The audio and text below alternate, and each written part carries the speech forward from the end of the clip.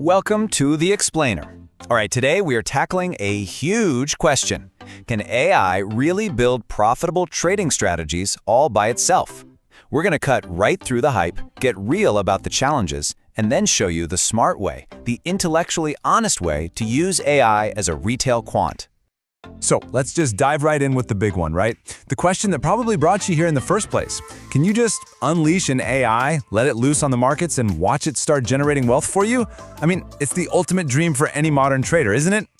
And you've got to admit, it's an intoxicating idea.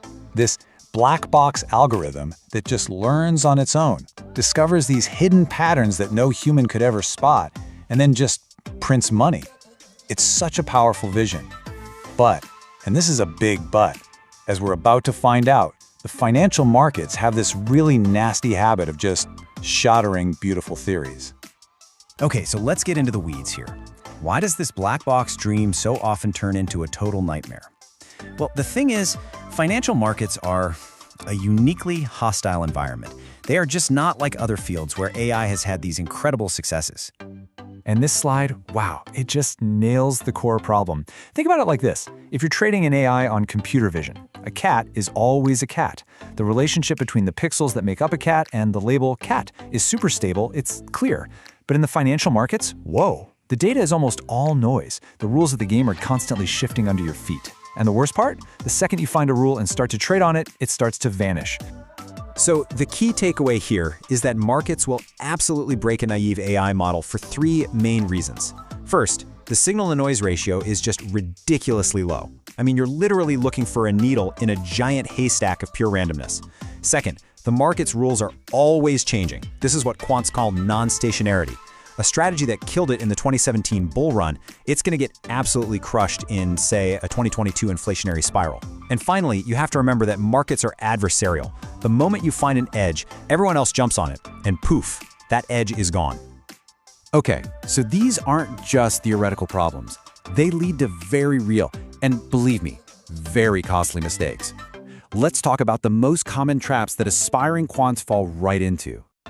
You know, brilliant researchers like Marcos Lopez de Prado have actually categorized these pitfalls. They call them the 7 deadly sins of quantitative investing. Now, we're not going to go through all 7, but we are going to focus on the 2 biggest ones, the ones that trip up pretty much everyone when they're starting out. All right, sin number 1, and this is the big one, survivorship bias. So imagine this. You download data for the current S&P 500, and you run a backtest for the last 20 years. Well, your data is full of winners, right? Apple, Amazon, the survivors. But what's missing? All the companies that went belly up. Enron, Lehman Brothers. They're not in your data set. So your brilliant AI looks at this data and learns a simple, perfect rule. Always buy the dip. Why? Because in a data set of only survivors, every single dip was a golden buying opportunity. You take that strategy live, it's absolutely suicidal. Okay, the next big sin has a fancy name here, the sinuosity sin, but you probably know it as something much simpler, overfitting. This is what happens when your model gets way too complex. It stops learning the real underlying economic signal, and instead it just perfectly memorizes all the random wiggles, the noise, from your historical data. And in a backtest, oh man, it looks incredible, like a perfect straight-line equity curve. But the second you go live, the random noise of the market is different, and the whole thing just shatters into a million pieces. So, if this whole black box idea is just a minefield of hidden traps, what's the answer? What's the alternative? You know, how do the pros actually do it? Well, this right here is the turning point. This is the key to the whole thing.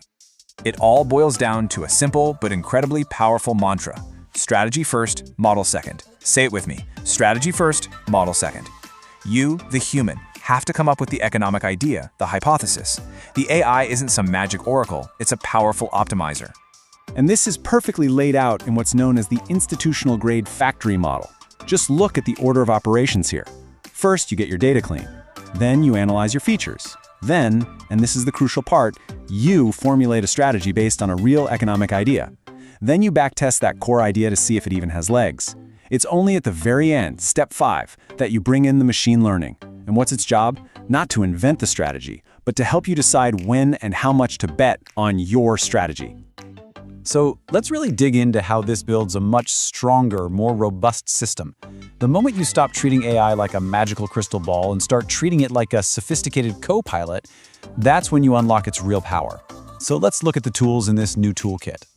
First up, meta-labeling. And honestly, this is a total game changer. You stop asking the AI a really hard question like, what will the price of Apple be tomorrow? Instead, you ask it a much smarter question. You've got your main strategy right. The AI's job is just to act as a filter. It answers the question, okay, my strategy says to buy right now. What's the probability that this trade will actually work out? See the difference? It's huge. Next up, regime detection.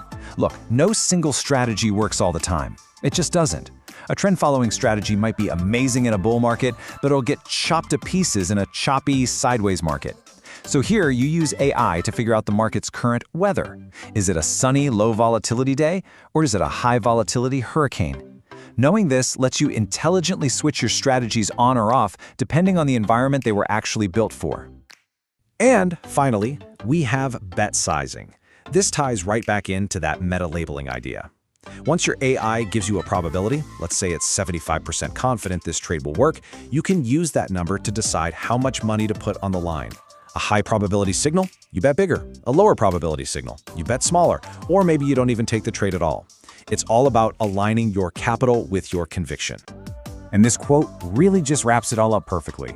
The retail quant's competitive edge lies not in raw computational power or model complexity, but in the disciplined application of ML to meta-label structural inefficiencies.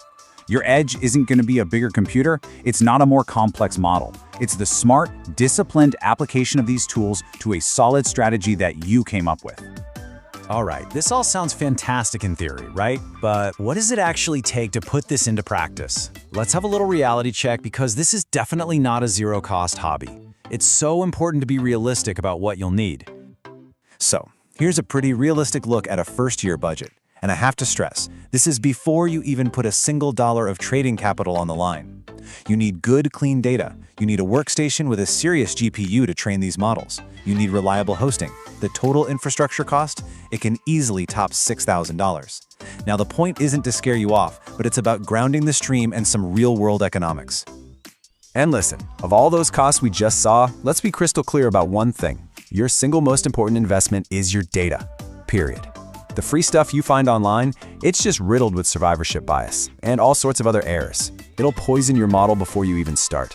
You simply cannot build a solid house on a cracked foundation. Budgeting for professional, clean data isn't optional. It's absolutely non-negotiable.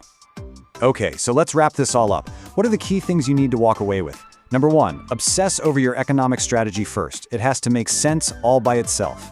Number 2, use machine learning as a powerful optimizer, a filter, not some magic black box that spits out answers. 3, your most critical investment, the one you can't skimp on, is clean, bias-free data. And finally, number 4, always separate the two big decisions. Your strategy decides if you should buy or sell. Your ML model helps you decide how much you should bet. And that really leaves us with one final big question. A question for you to think about as you go down this path.